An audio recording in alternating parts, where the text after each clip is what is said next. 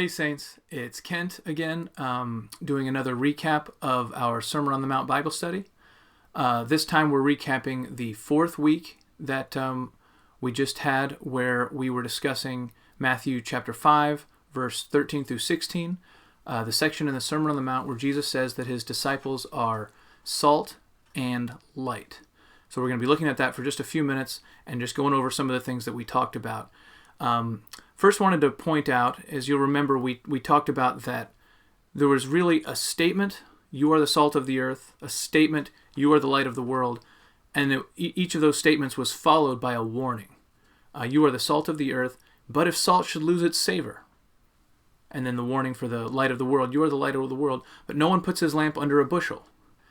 And if you remember, we noticed that those two warnings were really warnings about neglecting the other truth. So putting your lamp under a bushel, neglecting, remembering that you're salt of the earth, and then salt losing its savor was neglecting the fact that you're the light of the world. So let me explain what I mean by that. So looking firstly at salt, Matthew 5:13, you are the salt of the earth. We looked at the word earth. And remember, it's you're salt of the earth, you're light of the world. Earth, throughout the scriptures, we looked at a number of scriptures that talk about how the earth generally has a positive connotation in the scriptures. Back in Genesis, it was the place where God gave Adam and Eve to dwell. Like, this is the domain for man, earth, and it was good. And after all of his creation, he said it was very good. And in the book of Habakkuk, when it's describing the kingdom age, he says the glory of God covers the earth like the waters cover the sea. So it's like it's not as though the earth is a bad thing. The earth is actually a good thing. And he's saying that you, my disciples, are of the earth. You're salt of the earth, just kind of like every other person is. Like, if you remember the way that God described Adam when he created him, he said he formed him from the dust of the earth. And then after the curse, when he said you're going to die, he said, dust you are, and to dust you will return. Ecclesiastes has a similar verse where it talks about man being dust of the earth, and in their death they return to the dust whence they came. And so dust is used kind of as a picture of humanity, of mankind. And if you think about it, salt is among the dust of the earth. It's something that's mined from the earth. And he's like, you disciples are salt of the earth. Your relationship with the earth is similar to that of the rest of mankind. You are a part of this created order, and it's good. It's good that you're a part of this created order. You're involved with mankind generally, as created by God. You marry, you have friends, you have neighbors, you have children, you interact with people at work, at school, or wherever it is.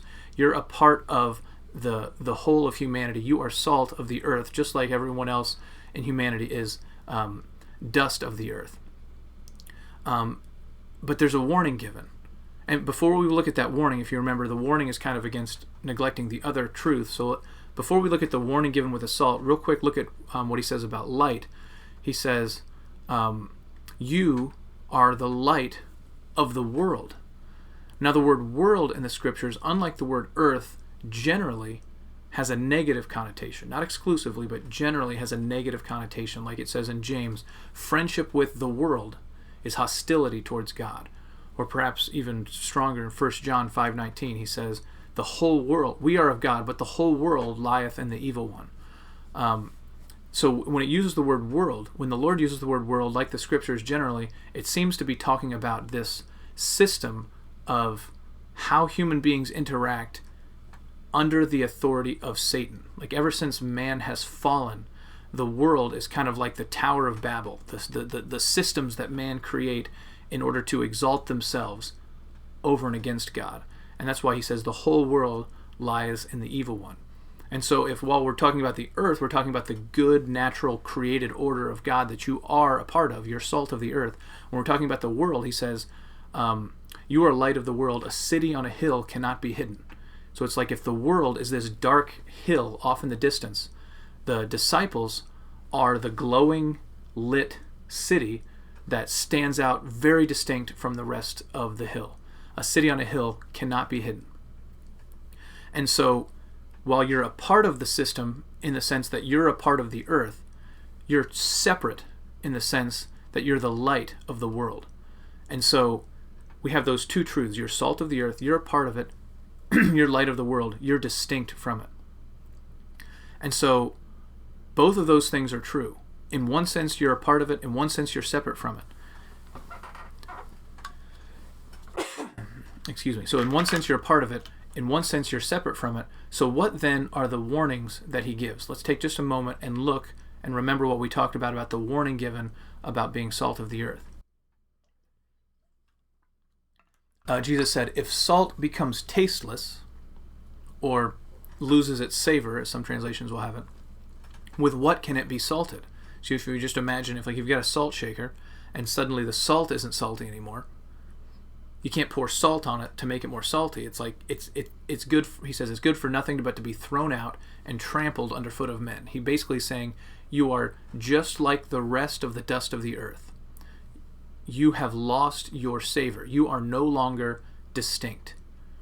And so the warning is like, yes, you are salt of the earth. You're to be involved with humanity generally. God created you to be a man, and it was good that mankind was created good. And sowing and reaping, marrying and giving in marriage, buying and selling, all these things are an aspect of what it means to be a part of humanity, but you need to be distinct among humanity. You need to have a savor. You need to be noticeably different than those around you. You need to know and remember that you are the light of the world. So what we'll have, saltiness is basically, yes, you're salt of the earth, but you need to be salty. You need to be distinct. At the other command, where he says, you are the light of the world, a city on a hill cannot be hidden.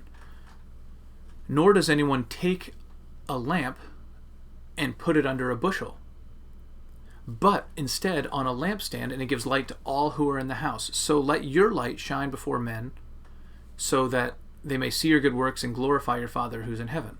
So what is he saying? Yes, you are the city on a hill. You are light in the midst of darkness. You are radically and very noticeably different than those around you. But don't hide from those around you. Yes, you are distinct, but don't think that you can be uninvolved. You need to remember that you are the salt of the earth. You are human beings created by God to be involved with his creation. Right? And so you have the light, you are distinct, but the warning, don't be uninvolved. The salt, you are involved, don't fail to be distinct. And those two commands need to be given in the context of each other. Because one thing when we talked about when we noticed various Christian groups throughout church history have tended to fall in one side of this or the other. They would be so aware that they are the salt of the earth, that they are involved with what God's doing with humanity. And especially those who are really gospel focused, the ones who say, hey, there's a lost and dying world out there, we need to reach them, we'll do whatever we can to reach them. And they'll start saying, well, let's become like them, let's do what they do, let's love what they love, let's act how they act. And slowly they'll, without realizing it perhaps, lose their saltiness. They will be no longer able to be distinguished between the world and themselves. And if your goal is to win somebody, but you become like them instead, what are you winning them to? Just back to themselves. Like you are no longer, you've lost your purpose if you've lost your saltiness. And that's a danger that many Christian groups have. On the other side, you can look at, groups like the Amish, for an extreme example, who say, hey, we need to be holy and distinct. We are light and the world is darkness. We are the city, they are the dark hill that surrounds us. And so they'll isolate themselves from the world. And the Lord would say to them, yes, your light in the world is darkness, but what do you do with the light? You shine it at the darkness. You don't cover it with a basket. And so the tendency to separate yourself, to be isolated from the world, means that you're now losing the fact, you're forgetting the fact that you are also the salt of the earth. And so those two truths have to walk hand in hand. You are apart, you are involved, you are with the people of the world around you, yet you are holy, you are distinct, you are separate from them. You're holy, you're with them. You to neglect either of them is to neglect what Jesus is telling you to do, and really who he's telling you to be. And just for the last point, we noticed that when we were doing this study, these couple of verses in Matthew, Matthew 5, 13, and 14, come immediately after the last of the Beatitudes that are warnings saying, or not, I guess they're not necessarily warnings, but they're where Jesus says, blessed are you when people persecute you. Blessed are you when people slander you. Blessed are you when people treat you evil on my account. Rejoice in that day and be glad, for so they persecuted the prophets who were before you.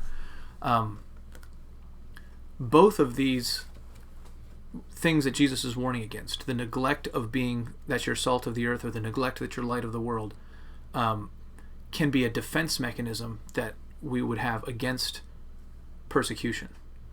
Like, if we feel like we need to share the gospel with people, we feel like we need to be going out and preaching to them, and going out and being involved with what the world is doing, we're opening ourselves up to them hating us. We're opening ourselves up to them persecuting us.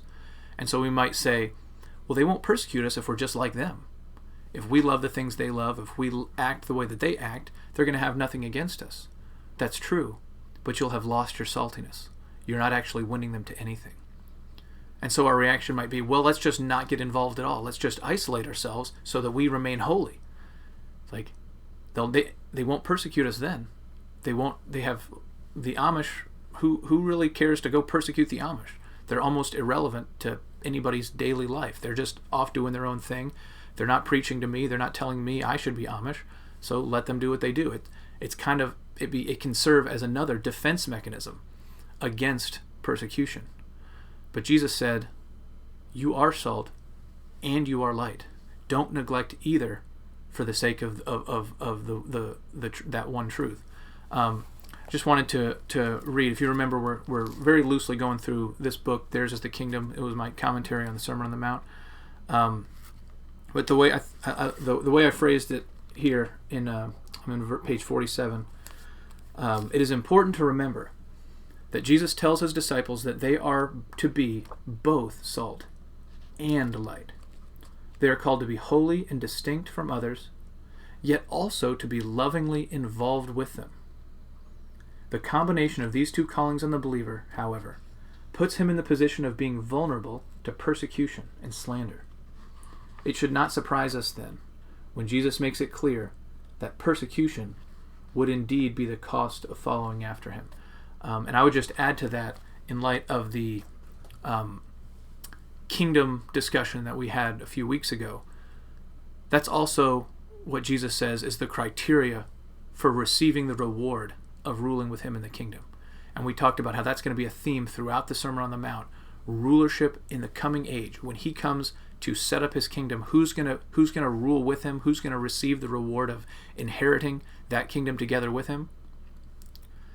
Among other things, it's those who suffer with him. Romans 8:17. If we suffer with him, we will also be glorified with him. 2 Timothy 2:12. That it says, if we suffer with him, we will also reign with him. If we deny him, that seems to imply in the face of persecution, he will deny us. Now, I don't think that means he's going to spurn us as his children, but I do think it means that he will deny us what he had just promised before, the rulership with him when he comes again. So that kind of links this section with the kingdom theme of the entirety of the Sermon on the Mount. You're salt of the earth. You're light of the world. You need to be involved with the world. You need to be distinct from the world.